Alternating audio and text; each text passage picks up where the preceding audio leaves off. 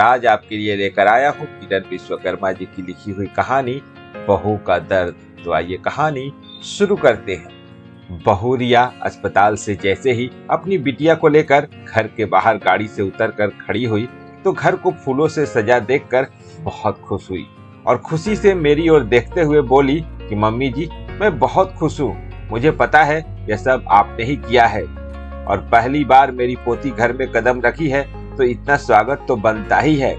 कविता बोली और पोती को गोद में लेकर बहू रिया को उसके कमरे तक पहुंचा आई।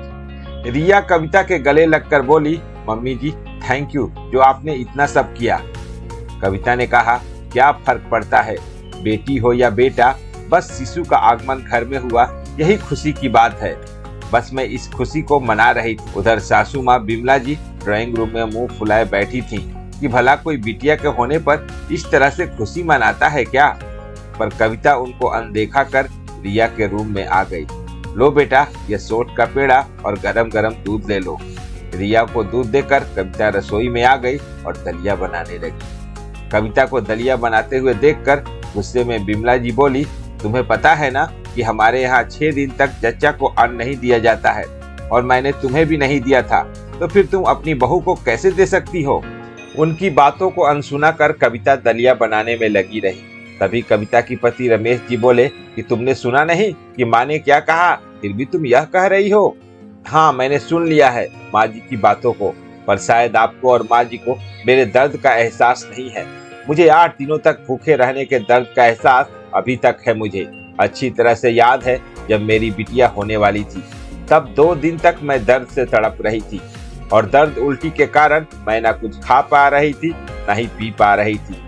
फिर जब बिटिया हुई तो 6 दिन तक मुझे सिर्फ 2 टाइम चाय और 2 टाइम पानी मिला हुआ दूध मिलता था और उस पर भी माँ जी मुझे सुनाती थी कि तुम्हें तो यह मिलता है, मुझे तो यह भी नहीं मिलता था। तो क्या माँ जी आप मुझसे बदला ले रही थी? कम से कम दूध ही ढंग से दे देती तो भी मेरा पेट भरता। आप बताएं, जब एक औरत माँ बनती है और उसका बच्चा उसका दूध पीना शुरू करता है तो उसे कितनी भूख लगती है। और आपको मेरा तड़पना, मेरा रोना कुछ भी नहीं दिखाई दिया। मेरी माँ ने तो हॉस्पिटल में कहा भी था खाना ना सही ब्रेड और बिस्कुट तो दे ही सकते हैं, पर पति महोदय आपने तुरंत मना कर दिया कि ब्रेड और बिस्कुट में भी अन्न पड़ा होता है।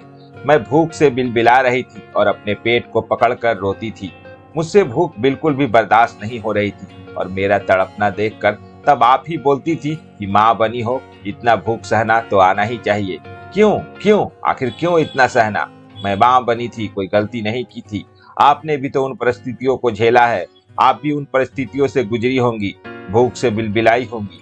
फिर आपको मेरा दर्द क्यों नहीं दिखाई दिया? पर मुझे उस दर्द को अच्छी तरह से एहसास है और मैं जो मेरे साथ हुआ वह मैं अपनी बहू के साथ नहीं होने दूंगी। वह हर जरूरी चीज दूंगी जो एक चच्चा को देना चाहिए। मैं नहीं मानती ऐसे रीति रिवाजों को जो एक माँ को इतने दिनों तक भूखा रखकर उसे भूख से तड़पने को मजबूर कर दे।